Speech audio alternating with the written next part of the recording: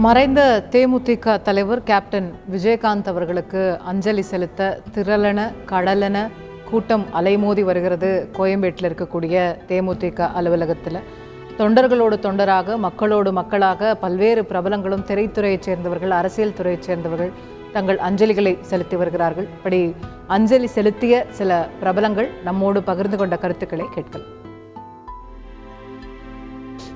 எந்த செய்தியை கேட்கக்கூடாதோ அதை நான் காலையில் கேள்விப்பட்டேன். மனசு இருந்தேன்.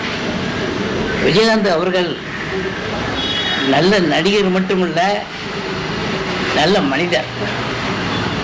நான் அவர் கூட நிறையா படம் ஆக்ட் பண்ணியிருக்கேன். நல்ல இனிமையாக பழகுவார். என்கிட்ட மட்டும் இல்லை, டெக்னீஷியன் முதற்கொண்டு அவ்வளோ அழகாக பழகுவார். சாப்பிடும்போது கூட ஒரே சமத்துவமாக எல்லாரும் பார்ப்பார்.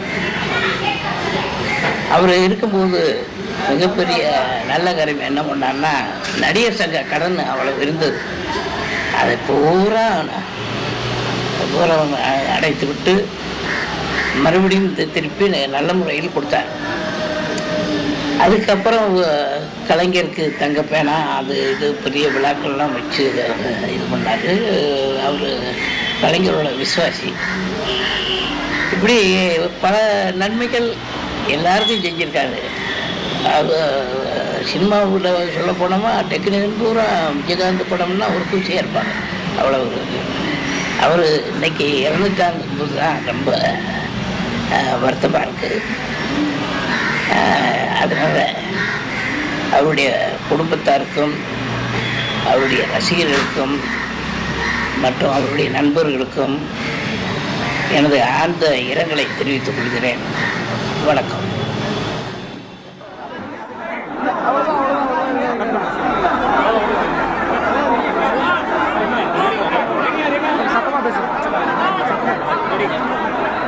நல்லவனா இருக்கலாம், ஆனா ரொம்ப நல்லவனா இருக்கக்கூடாதுன்னு சொல்லுவாங்க.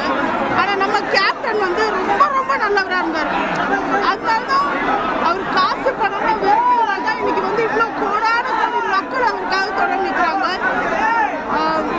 அவர் வந்து சின்ன வயசுல இருந்து நல்லா தெரியும். ஒரு 4-5 படம் அவரோட நடிச்சிருக்கேன். அவர் வந்து ரியல் லைஃப்ல நிஜ ஹீரோ. அவருக்கு நடிக்க தெரியாது, அரசியல்லையோ இல்லை நிஜ வாழ்க்கையிலையோ. அவரோட ஆசை நிறைவேறாம அவர் போயிட்டாருன்னு நினைக்கும் போது ரொம்ப வருத்தமா இருக்கு. இவ்வளோ நல்லவருக்கு இவ்வளோ சீக்கிரம் இது நடந்திருக்கவே கூடாது. ஏழைகளோட சாமி சரிஞ்சிருச்சுன்னு நான் நினைக்கிறேன். அவரை இனிமேல் நம்ம பார்க்கவே முடியாதுன்னு நினைக்கும் போது ரொம்ப கஷ்டமா இருக்கு. ஆனா நம்ம பார்க்கலாம். நம்ம ஒவ்வொருத்தரும் கஷ்டப்படுறவனுக்கு ஹெல்ப் பண்ணி எதையும் எதிர்பார்க்காம இருந்தா அவங்க கேப்டன் தெரிவார். நம்ம எல்லாருமே பசியோடு இருக்க ஒருத்தனுக்கு சாப்பாடு போட்டு அவங்ககிட்ட அந்த நன்றியை எதிர்பார்க்காம இருந்தா அவங்க கேப்டன் தெரிவாருன்னு எனக்கு தோணுது. அதனால கேப்டனோட புகழ் வந்து என்னைக்குமே கலைத்துறை இருக்க வரைக்கும் வாழுன்றது தான் உண்மை. கேப்டன் வாழ்வாரு. அவர் புகழ் என்னைக்கு ஓங்கி இருக்கும். நம்ம பண்ண வேண்டியது எல்லாமே அவரோட குடும்பத்துக்காகவும் அவங்களோட நண்பர்கள், முக்கியமா ராதாரவி அண்ணா, வாகை சந்திரசேகர் அண்ணா, தியாகு அண்ணா, அந்த மாதிரி அவரோட க்ளோஸ் ஃப்ரெண்ட்ஸும் அவரோட ஃபேன்ஸும் அவரோட தொண்டர்கள் எல்லாருக்கும் இந்த நேரத்தில் அவர் சக்தியை தரணும்னு வேண்டதுதான். நன்றி. நாங்கள் 2 பேரும் சின்ன வயசுலேருந்து நடிச்சுட்டு இருக்கோம். நான் சின்ன வயசுலேருந்து நடிச்சிருக்கேன். என் வீடு மன்னாரப்பேட்டை. என் வீட்டில் வந்து யாரும் காரில் என்னை ட்ராப் பண்ண மாட்டாங்க. அதனால் நடிகர் சங்கத்தில் விட்டுட்டு போயிடுவாங்க.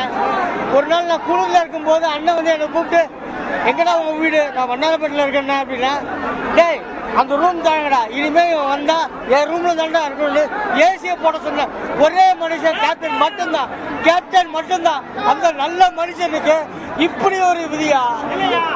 இது வயசே கிடையாது, இது வயசே கிடையாது. அவர் நல்லா இருக்கணும், அவர் நல்லா இருந்திருக்கணும், நல்லா இருந்திருக்கணும். எவ்வளோ பேருக்கு ஒரு சின்ன நடிகர்லேருந்து ஒரு ஜூனியர் ஆர்டிஸ்ட்லேருந்து ஸ்டண்ட்லேருந்து எல்லாருக்குமே அவர் வந்து அவ்வளவு மரியாதை கொடுத்து அவ்வளவு எல்லா நல்ல விஷயங்களும் செஞ்சுருந்தார். கடைசியா நாங்க போய் அவரை சந்திச்சது கூட அவரால் பேச முடியல. இருந்தாலும் அவர் எங்ககிட்ட கேட்கிறாரு, நாடக நடிகர்கள் எப்படி இருக்காங்க, அவங்களுக்கு எவ்வளவு சம்பளம் தராங்க, ஜூனியர் ஆர்டிஸ்ட் எப்படி இருக்காங்க, அவங்களுக்கு ஒழுங்கா பென்ஷன் போகுதான்னு கேட்கிறாரு. அந்த அளவுக்கு அந்த நடிகர் சங்கத்தை மட்டும் இல்லைங்க, அந்த நடிகர்களை தன்னுடைய குடும்பத்தில் இருக்கிறான்னு நினைச்சவரு. அந்த நல்ல மனுஷன் தர்மம் தலைக்காக்கல அப்படின்னு தோணுது. எல்லாருக்கும் சமமான சாப்பாடு. இவர் என்ன சாப்பிட்றாரோ அதே தான் எல்லாம் சாப்பிட்டாங்க. உண்மையாலுமே அவர் ஏன் கடவுள் கூட்டு போயிட்டாரு.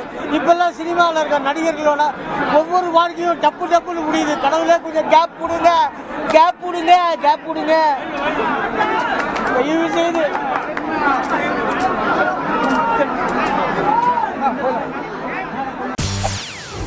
செய்திகளை உடனுக்குடன் தெரிந்து கொள்ள உடனே சப்ஸ்கிரைப் பண்ணுங்க.